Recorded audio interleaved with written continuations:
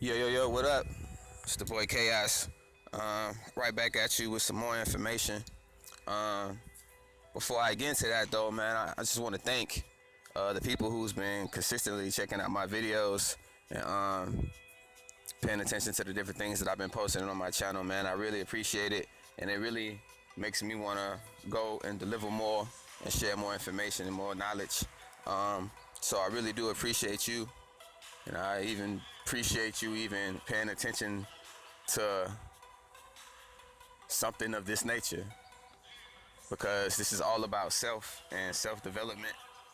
And me, what I do here on this channel is just try to bring information and try to help other people, things that I feel that are relevant, that may be able to help somebody out in their life and in their mind. So that's pretty much the whole purpose of this. And today I want to come in, share with you just another great book that I found. A great esoteric book from an author named C.W. Ledbetter. That's C.W.Leadbeater. C.W. Ledbetter. This dude, he was a high-ranking member of the Theosophical Society. He's wrote over 69 books on the esoteric and the occult. I've read a couple of his books. He is, to me, what I consider a really good writer. But one of my favorite books that he wrote is The Power of Thought. And man, this book right here, when I read this book, man, it kind of gave me the same feeling when I first read the Self material. It was just, man, it was just so eye-opening and so life-changing for me. And when I got into this book, it was the exact same feeling. So I just want to come and, I'm not doing the whole book. What I did, I just went through some of my favorite parts of the book. I just took excerpts out and things that I feel that are really relevant to now, and things that people just really need to know, especially if you trying to develop that consciousness and you trying to get to certain levels. This is just really, really mind-changing information if you really can grasp the concepts. So I'm just gonna go ahead and jump in it because I don't want to make this long. Again, man, I appreciate you for even clicking on this and paying attention to me, because that's the whole purpose of this. He writes, the action of an evil or impure thought is governed by the same laws. A man who is so foolish as to allow himself to think of another with hatred or envy radiates a wave tending to provoke similar passions in others. Now I'm gonna go back through this, man, because just in case you don't really get it, or I just want to put it like in a certain context. He writes, the action of an evil or impure thought is governed by the same laws. Now, there's no such thing as evil. There's no such thing as good or bad. These are occult principles. If you really into the practice, you should at least understand that.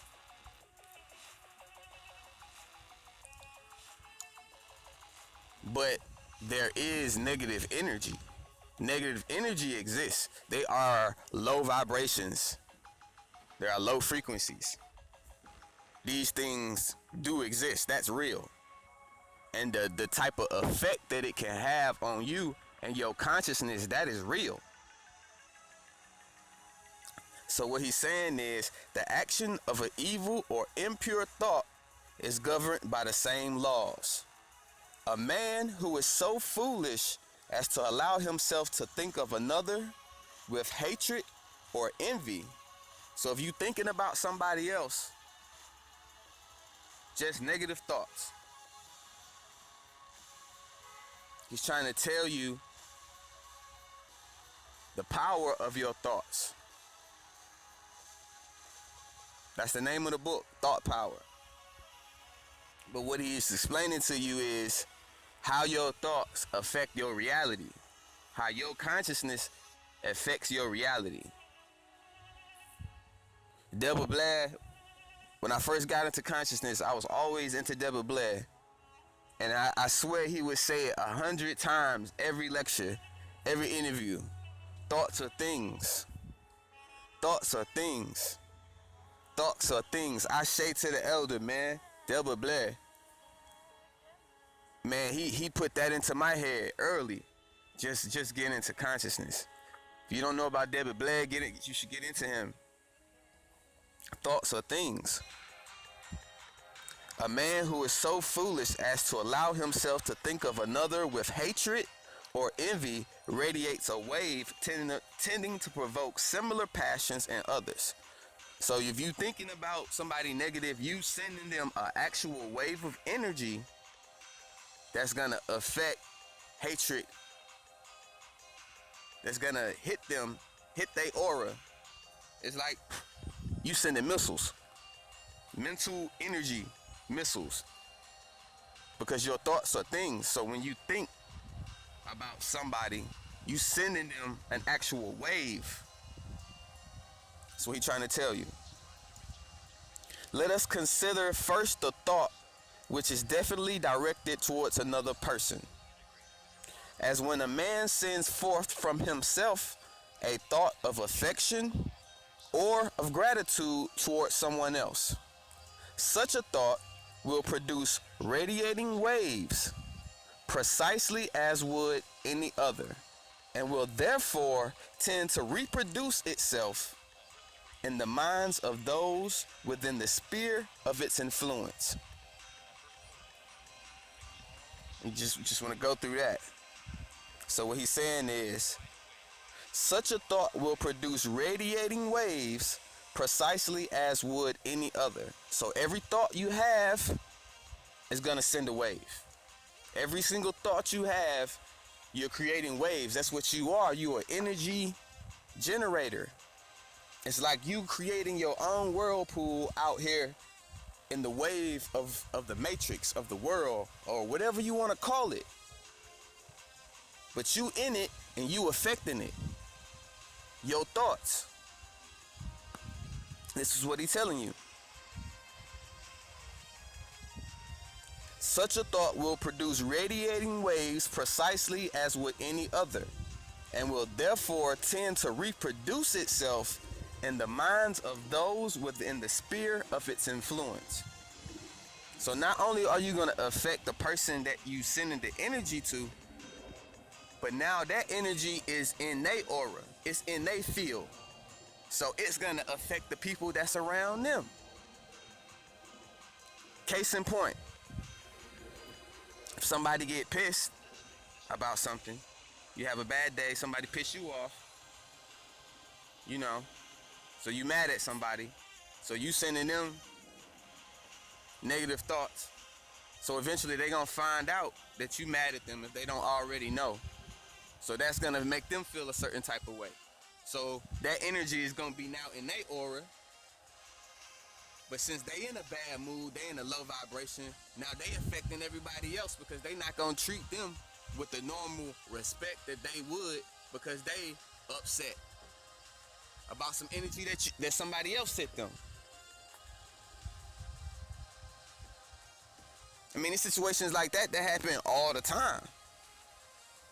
Somebody get mad, boom. Now you affecting somebody else. Now you infected somebody else. It's like a disease of negative energy. But we doing it to ourselves. We doing it. not even knowing. We want to put the blame on the Illuminati. We want to put the blame, we want to point the finger on everybody but us. But ourselves, man, we got to check ourselves. This is what the man telling you. If the man towards whom it is directed is at the moment in a passive condition, it will at once discharge upon him. And if the man's mind is for the time so strongly occupied along some other lines that it is impossible for the vibration to find its entrance, the thought form hovers. It hovers about him, waiting for an opportunity to discharge itself. So he's telling you the nature of thoughts, like how these waves interact. If the man towards whom it is directed is at the moment in a passive condition, what is a passive condition? That's if you passive, you like in a laid back state. You're not really active. So if the man towards whom it is directed is at the moment in a lazy state, it will at once discharge itself on you. So it's telling you about your field, the nature of the thoughts in your auric field. So when your auric field is low, you in a passive state. So other people's energy or thought waves that they sending out towards you, it can affect you. Because when you're in a passive state, you like lowering your shield. This is what he's telling you. If a man towards whom it is directed is at the moment in a passive condition, it will at once discharge itself upon him. And if the man's mind is for the time so strongly occupied along some other lines that it is impossible for the vibration to find its entrance, the thought form hovers.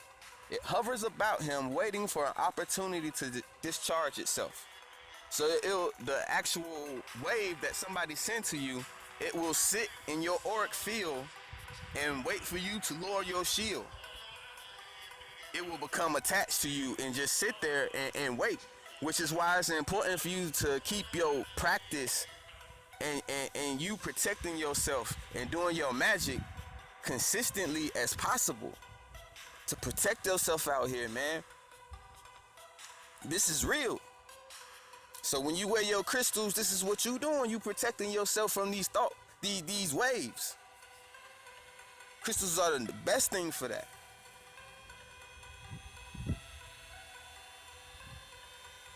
I know a lot of time people don't want to believe in the crystals because they can't see the energy. You can't see the waves. But being a student of magic, being a student of the occult, of the esoteric, you have to understand this principle and understand that it's real. In the case of a thought which is not directed to some other person, but is connected chiefly with the thinker himself.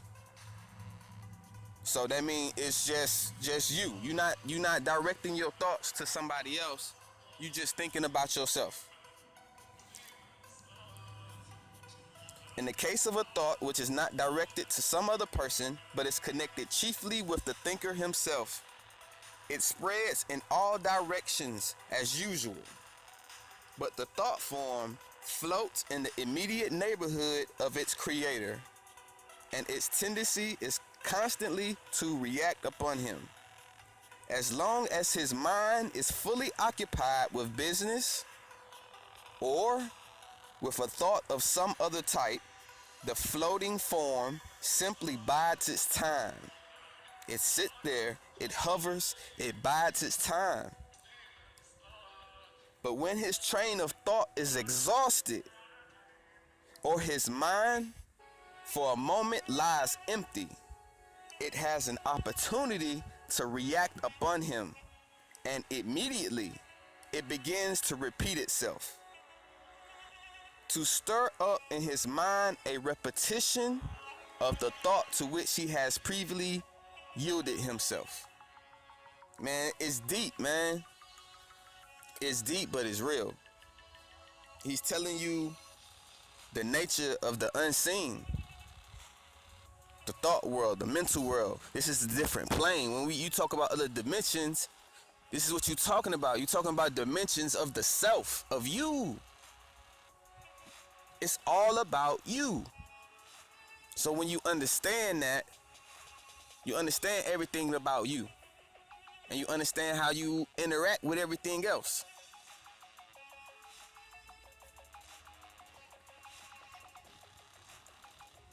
Alright. Many a man may be seen surrounded by a shell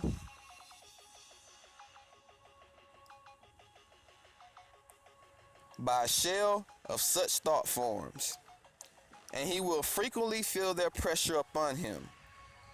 And if the thought be evil, he will very likely believe himself to be tempted by the devil. Whereas the truth is that he is his own tempter, and that the evil thoughts are entirely his own creation. I'm telling you right there, man, that's just some good information.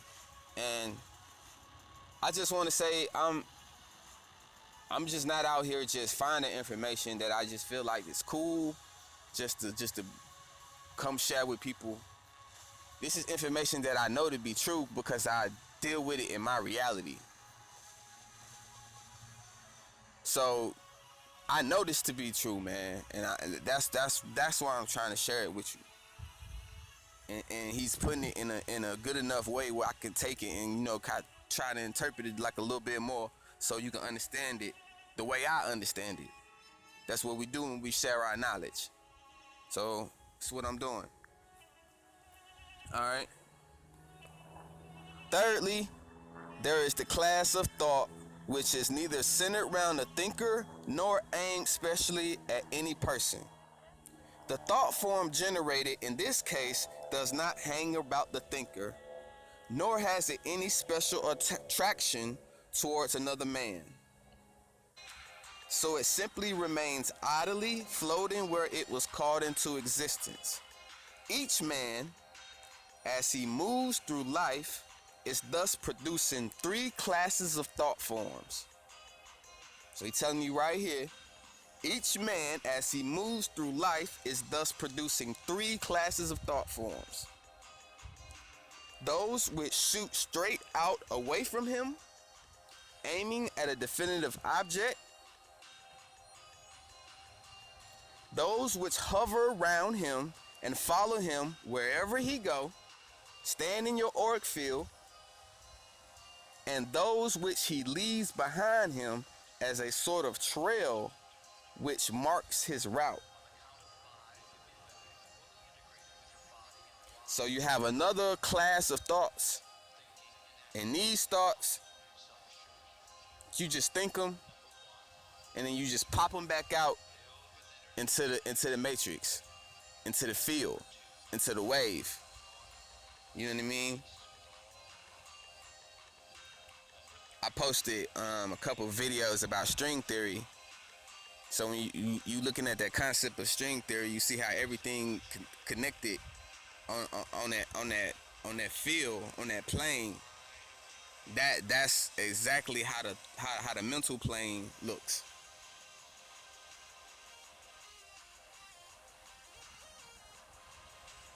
And it's real hard to try to explain to somebody who can't see it what it is. So the best we try to do is try to use certain symbols and certain pictures to try to interpret what you know to be true. And sometimes that get hard, but hopefully you can read between the lines and your spirit can interpret it a little bit more. All right. So he's talking about these thoughts that you just leave. So there's three classes. In the third class, the whole atmosphere is filled with thoughts of this third type, vague and intermediate, so that walk along, we are, as it were, picking our way through vast masses of them. And if our minds are not already definitely occupied, these vague, wandering fragments of others people's thoughts will seriously affect us. I'm telling you right there. You got three classes of thoughts. Some people just throw them back into the wave. But you moving throughout the matrix, you interacting with all these waves, you interacting with all these thoughts. So you're supposed to have your shield up to block you.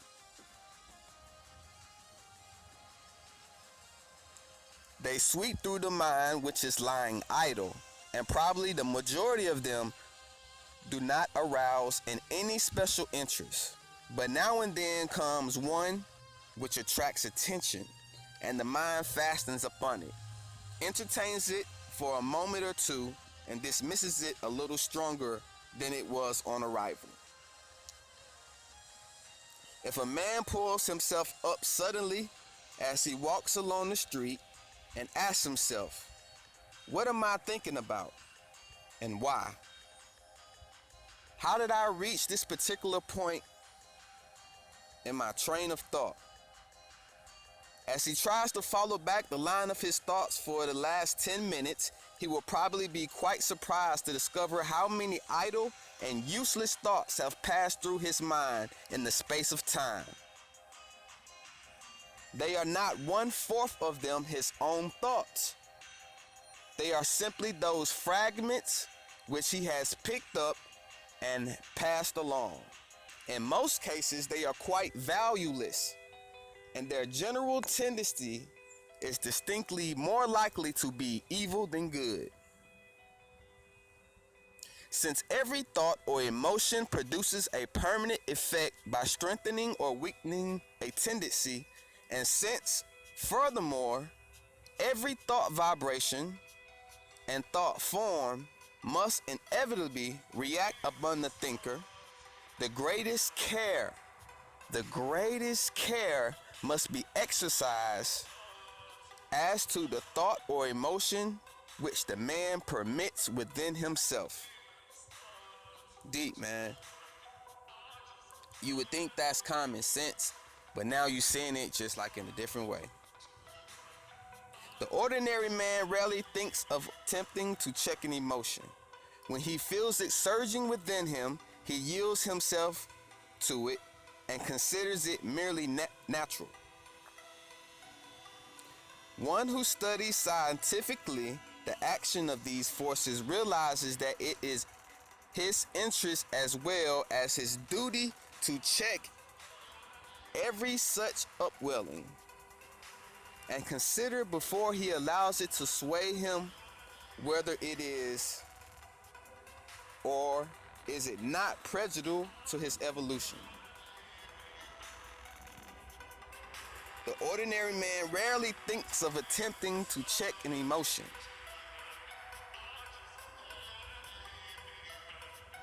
Man, emotions be so quick. We react so quick to emotion. I know it's hard to just control that. He's telling you why, because we living in these cities with all these electromagnetic frequencies that's low. Posted a video on the channel called Frequencies of Death. Go back and watch that video and they explain everything I'm talking about. This is real. That's why I post these videos on this channel. The field. One who studies scientifically the action of these forces realizes that it is in his interest as well his duty to check every such upwelling.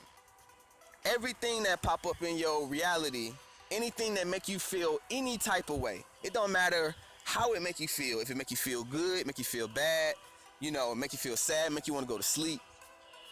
No matter how it make you feel, you need to know why it make you feel that way.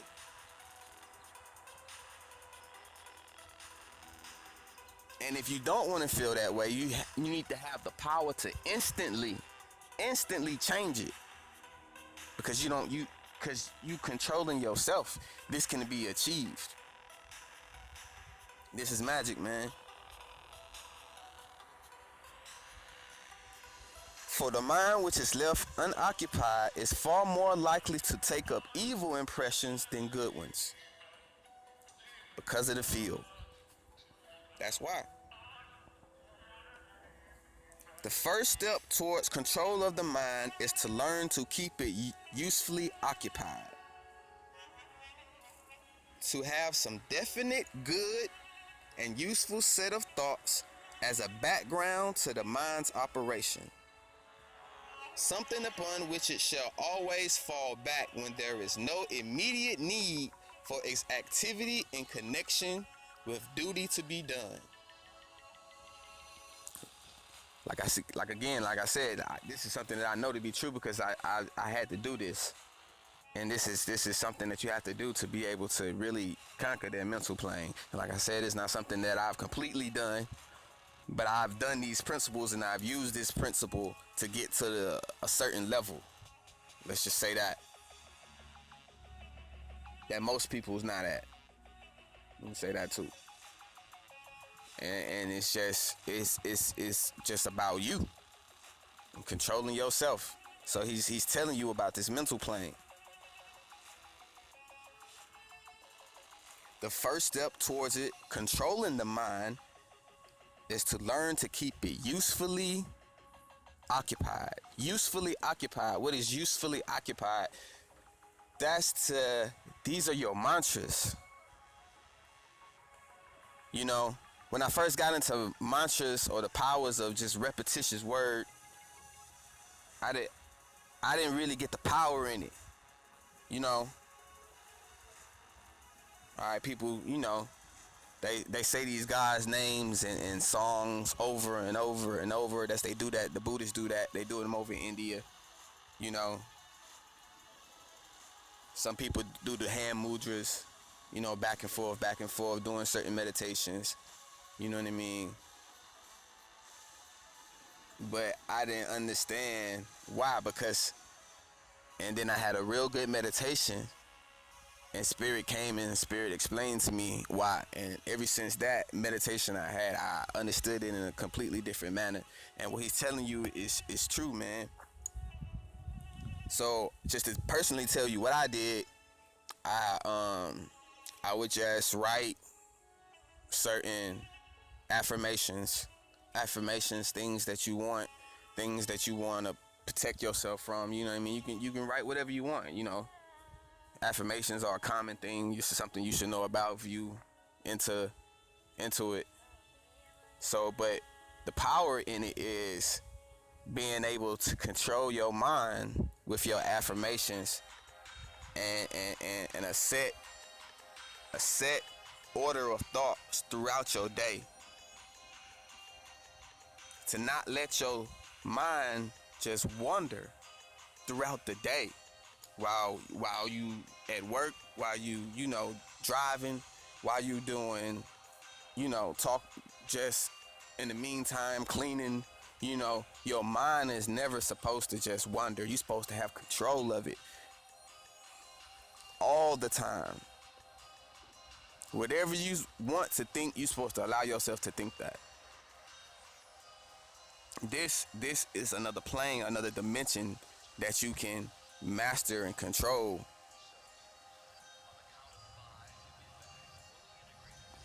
And it's what he's telling you right here.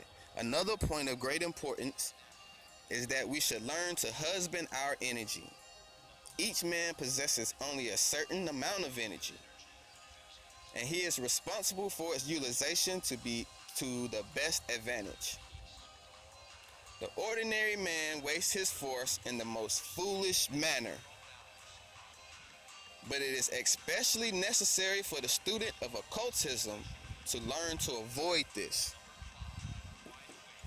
Great principle. Another great principle, man. That's self-explanatory. Another most necessary point in its training is that it shall be taught to do thoroughly, that which it has to do. In other words, that the power of concentration shall be acquired. This is no light task, as any unpracticed person will find who endeavors to keep his mind absolutely upon one point,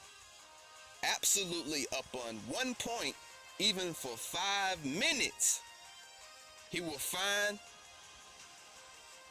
that there is an active tendency to wander, that all kinds of other thoughts thrust themselves in. The first effort to fix the mind on one subject for 5 minutes is likely to resolve itself into spending 5 minutes and bringing the mind back again and again from various sided issues which it has followed. I mean, it's a practice itself, so you try it yourself. But you know, it's something anybody can do. Anybody can try. You know what I mean? You can try it out. It's an experiment. Can you really do that? Can you really block thoughts out in your mind and just not think nothing? Or are there constantly different thoughts? You thinking about so-and-so. You thinking about this. Oh, you got to be to work at 8. You know what I mean? Oh, you got that thing to do this weekend. Oh, I'm going to wear this today. Oh, I got to, you know what I mean? Oh, such and so's birthday's coming up. You know what I mean? Just constant different thoughts. You know what I mean? It's just bombarding you constantly throughout the day. And that's not even to talk about the negative thoughts, you know, people that, you know, and how those thoughts and those waves affect you throughout your day, personally. This is self-knowledge. This is the development of self, man. They say, know thyself. Know thyself. It's real.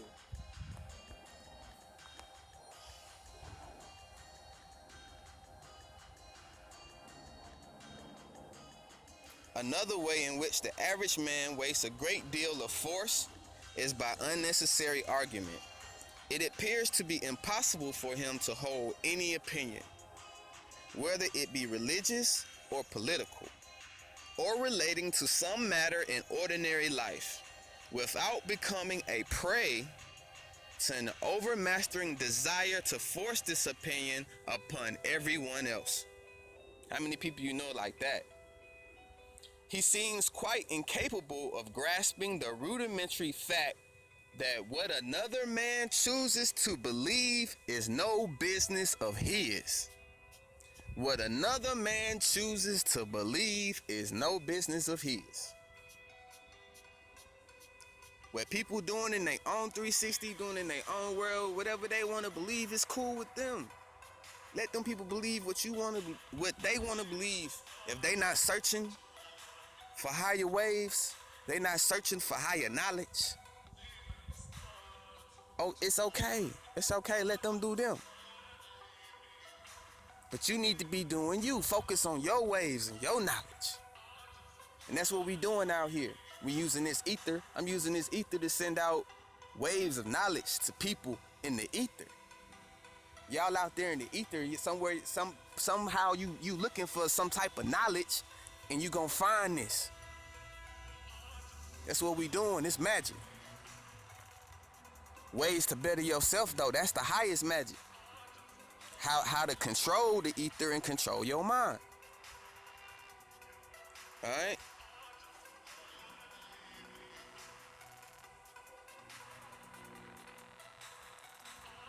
The wise man realizes that truth is a many-sided thing, not commonly held in its entirety by any one man or by any one set of men. He knows that there is room for diversity of opinion upon almost any conceivable subject, and that therefore a man whose point of view is opposite to his own may nevertheless have something of reason and truth in his belief. He knows that most of the subjects over which men argue are not in the least worth the trouble of discussion. Not in the least worth the trouble of discussion. And that those who speak most loudly and most confidently about them are usually those who know least. For example, he will utterly decline to take offense at what is said or done by someone else. If another man says something which is untrue or offensive, it is certain that in 9 cases out of 10, there was no evil intention behind the remark, so that it's not only foolish, but unjust to be disturbed about it. The irritating word does not in any way injure him. Words, man, it's just an old saying. Words, they're not gonna hurt you. Words can't hurt you, man. It's just words. No matter what anybody say, that's you. That's your emotions. That's you controlling how you react to them. Those just words. Those just waves. We talking about controlling your reality. The irritating word does not in any way injure him, except in so far as he may choose to take it up and injure himself. By brooding over it, or allow himself to be wounded in his feelings. What are the words of another, that he should let his sincerity be disturbed by them? If he permits himself to care about what another has said, then it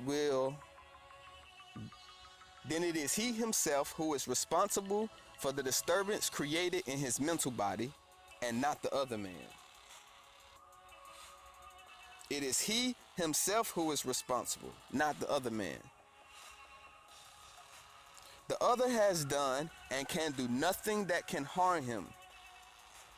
And if the student feels hurt and injured, and thereby makes a great deal of trouble for himself, he has only himself to thank for it. Only you. Inevitably and without any effort of ours, any thought which arises within our minds must be influencing the minds of others about us. We must remember to think of a person as we wish him to be, for the image that we thus make of him will naturally act powerfully upon him and tend to draw him gradually into harmony with itself. Let us fix our thoughts upon the good qualities of our friends, because in thinking of any quality, we tend to strengthen it, and therefore to intensify it. Just beautiful, man. This how it works. Positive vibes work the same as negative vibes, but they stronger, they more powerful. It's a higher frequency. So when you send out positive vibes into the ether, you're sending out rays of light that changes people. Just you in your day to day, how you can help change the world. For real. How your magic works. You are everything. Learning yourself and really discovering yourself and your capabilities. It's a wonderful thing, man.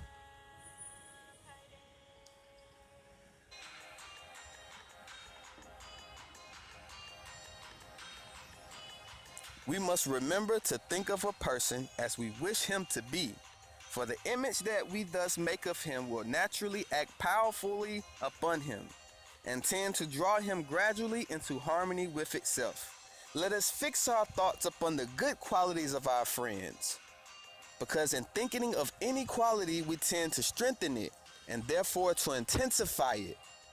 We ourselves as living souls can go on generating force indefinitely, We have an infinite store of strength on which to draw, and therefore it is absolutely certain that if we persevere, we must eventually succeed. All who can think can send out kindly, helpful thoughts, and no such thought has never failed or can ever fail while the laws of the universe hold. We may not always see the result, but the result is there, and we not know what fruit may spring from the tiny seed which we sow and passing along our path of peace and love. A beautiful book, man. Just a beautiful book, man. If you get the chance, man, please read the book, because this is just a very, very, very small portion of the book. And check out some of his other books, man. Anything that grabs your attention, man. He got 69 books, man. It's just one of them. C.W. Ledbetter is I hope somebody take this information and somebody it really clicks with somebody and if you do, man, leave me a comment or something. Show some love, man. I love y'all for anybody that listen to this throughout. And I definitely love you more if you get something out of it. Peace and love, man. Chaos.